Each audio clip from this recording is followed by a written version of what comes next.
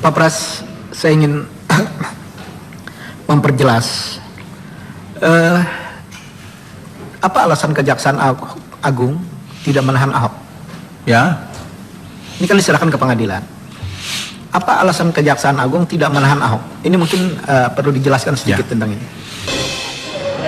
Pemirsa, Komisi 3 Dewan Perwakilan Rakyat Republik Indonesia mengundang Jaksa Agung HM Prasetyo dan jajarannya dalam rapat kerja yang berlangsung pagi tadi. Dalam rapat kerja tersebut, Jaksa Agung menjelaskan beberapa kasus aktual yang sedang ditangani, termasuk kasus dugaan penistaan agama dengan tersangka Gubernur nonaktif Basuki Cahayapurnama. terjadi dan berlangsung proses hukum atas perkara yang luar biasa yang kita hadapi sekarang ini, yang sangat mengundang perhatian masyarakat. Perkara penistaan agama oleh Gubernur nonaktif DKI Jakarta, Saudara Basuki Cahayapurnama, atau yang kita kenal dengan nama yang lebih populer Ahok. Bahwa penanganan kasus ini saya katakan luar biasa karena diikuti dan mendorong maraknya reaksi dan dalam bentuk aksi dan unjuk rasa, disertai berbagai tuntutan dan permintaan yang tentunya itu harus menjadi perhatian kita juga dalam proses penegakan hukum ini. Pertama, seperti itu sebenarnya bukanlah pertama kali terjadi di Indonesia, tapi untuk kasus yang satu ini begitu menjadi luar biasa karena pelakunya adalah seorang calon gubernur yang akan ikut pilkada. Dia seorang dari etnis minoritas yang kebetulan beragama non-muslim, dan ketiga, begitu sensitifnya masalah yang melatar belakangi kasus tersebut. Beberapa pihak sempat berkomentar kasus ini ditangani super cepat. Saya ingin sampaikan kronologi penanganan perkara ini sebagai berikut.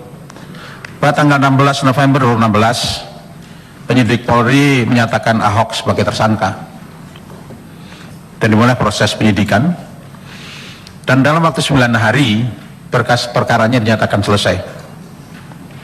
Sebelum penyidikan memang sudah dilakukan secara intensif penyelidikan perkara tersebut, dan bahkan di luar kebiasaan penyelidikan kasus Ahok ini pun telah ditempuh satu kebijakan out of the box, yaitu melakukan gelar perkara kendati pun masih dalam tahap penyelidikan, yang sebenarnya pada tahap penyelidikan sebenarnya masih sangat konfidensial, bahkan rahasia. Tapi tentunya kembali untuk merespon, kita bisa memahami merespon adanya permintaan dan harapan masyarakat, Polri mengambil langkah kebijakan untuk mengekspos penanganan perkara itu sejak pada saat masih tahap penyelidikan. Ketika penyelidikan pun segala pihak sudah diundang diminta keterangan, baik itu saksi fakta, semua saksi ahli yang ada, ahli agama, ahli bahasa, ahli pidana, bahkan ahli psikologi dan ahli kriminologi diminta keterangan, sehingga itu pula yang kemungkinan memperlancar pelaksanaan penyidikan. Jadi kasus seperti itu diselesaikan penyidikan dalam waktu 9 hari. Kami awalnya juga agak sedikit kaget ketika semula penyidik menginformasikan bahwa berkas perkaranya baru akan dilimpahkan ke kejaksaan pada Jumat tanggal 2 Desember.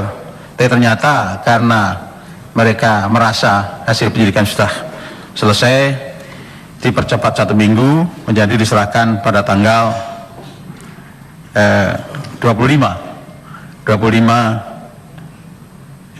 November. Waktu itu kami sedang menyelenggarakan rapat kerja nasional di Bogor.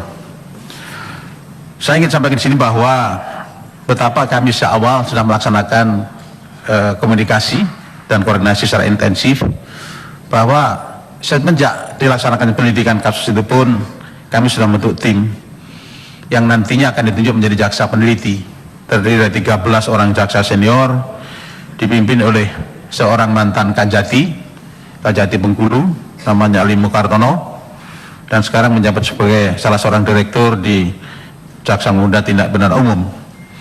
Jadi semuanya berjalan secara sungguh-sungguh, sehingga akhirnya ketika tanggal 25 berkas perkaranya waktu hari Jumat saya perintahkan kepada tim jaksa peneliti untuk tidak ada hari libur dan hari Sabtu Minggu.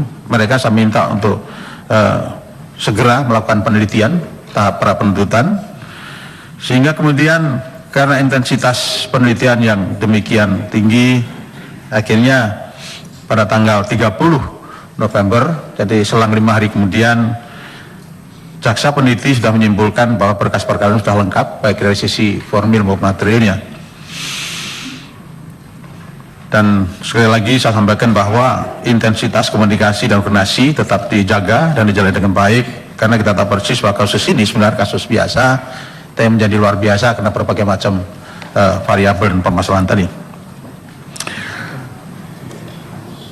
Penyerahan tersangka dan barang buktinya tahap keduanya pun itu juga dilaksanakan secepatnya. Jadi begitu kami tanggal 30 November menyatakan berkas perkara lengkap P21, ternyata tanggal 1 penyidik Polri sudah berhasil untuk menyerahkan tersangka dan barang buktinya, penyerahan tahap kedua. Sehingga kembali dengan mengingat adanya permintaan dan harapan himbauan dari masyarakat untuk supaya perkara ini secepatnya diselesaikan, maka saat itu juga perkaranya segera kami limpahkan ke pengadilan. Kenapa demikian? Karena sambil meneliti berkas perkara dan setelah menyimpulkan bahwa berkas perkaranya sudah lengkap, jaksa peneliti pun segera kita perintahkan untuk segera membuat surat dakwaan. Sehingga kita penyerahan tahap kedua, surat dakwaannya memang sudah siap dan sudah ada. Dari bulan kemudian kita menyatakan prepare dan siap untuk melimpahkan perkaranya ke pengadilan hari itu juga. Ini seringkali menimbulkan tanda tanya. Saya katakan tadi, kesannya seolah tadi pun saya ditanya wartawan, apakah ini ada tekanan dan sebagainya. Tidak ada tekanan, tidak ada permintaan politik atau apapun. Semuanya berjalan sesuai dengan koridor hukum yang ada. Tidak ada pretensi atau agenda lain apapun kecuali ingin cepatnya mempercepat penyelesaian perkara ini sesuai dengan harapan daripada masyarakat sendiri. Ada 13 orang jaksa yang kita tugaskan juga tetap dipimpin oleh Ali Mukartono, dan ada 1 jaksa yang diganti karena munculkan praduga dan katakanlah kecurigaan, karena kebetulan si ini perempuan namanya Iren. Saya perintahkan Jambidum untuk mengganti yang bersangkutan.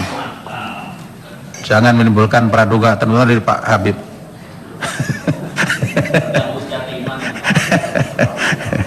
Nanti akan kita lihat lagi Pak, kalau ada yang masih ini kita akan ganti ya.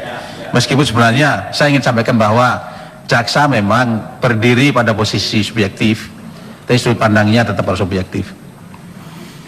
Ya sebenarnya tidak perlu diragukan, tapi ya tidak apalah, untuk menghindari berbagai macam keraguan dan sebagainya, lebih baik kita ambil jalan yang paling aman untuk menggantikan yang bersangkutan. Dan dari pemberitaan yang kami dengar dan informasi yang kami terima, nampaknya pengadilan pun sudah menetapkan sidang, di mana sidang pertama, sidang perdana untuk perkara Ahok ini nanti akan dilaksanakan di Pengadilan Negeri Jakarta Utara pada tanggal 13 Desember, hari Selasa akan datang. Hanya saya ingin informasikan bahwa nampaknya apakah benar nanti seperti itu, rupanya gedung kantor Pengadilan Negeri Jakarta Utara sedang direnovasi sehingga tidak bisa dipakai untuk melakukan persidangan, sehingga mereka menentukan sidang akan dilaksanakan di kantor Pengadilan Negeri Jakarta Pusat yang sekarang, yang lama, yang kosong. Jadi tidak ada masalah, karena itulah penentuan dari mereka sendiri. Para hadirin sekalian, pimpinan dan anggota dewan saya hormati. Jadi sekali lagi bahwa adanya komentar penilaian sepercepat penyelesaian perkara ini dapat kami jelaskan bahwa itu semua adalah sepenuhnya untuk merespon keinginan masyarakat, dan kita juga mengacu pada asas peradilan yang cepat, sederhana dan berbiaya murah. Itu yang kami lakukan. Jadi mohon kiranya tidak ada satu praduga atau pretensi apapun yang menganggap kami menangani perkara ini dengan tidak sungguh-sungguh atau asal-asalan.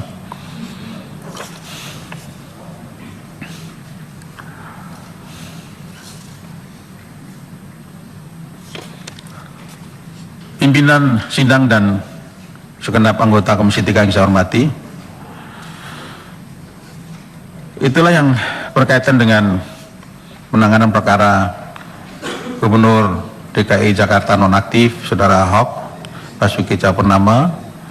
Kita harapkan tentunya nantinya proses hukumnya akan berjalan sebagaimana yang kita harapkan, terbebas dari gangguan, hambatan, tantangan, dan sebagainya, sehingga tentunya kita akan menghasilkan putusan yang seadil-adilnya, yang seobjektif mungkin, dan setransparan mungkin, yang semuanya bisa dipertanggungjawabkan. Kejaksaan tugasnya sini hanya melanjutkan proses pengadilan, dan tentunya kami berjanji untuk akan menangani perkara ini secara objektif, profesional, dan proporsional.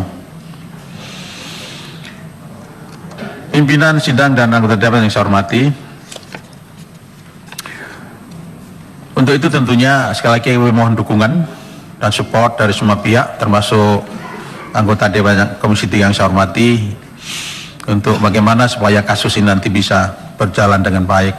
Itu pun juga saya harapkan dukungan dari teman-teman dari awak media supaya bisa menyiarkan berita yang seobjektif mungkin, yang tidak berpihak, dan tentunya yang bisa menciptakan suasana kondusif dan yang teduh.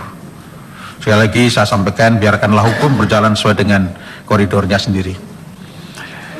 Pak Pras, saya ingin memperjelas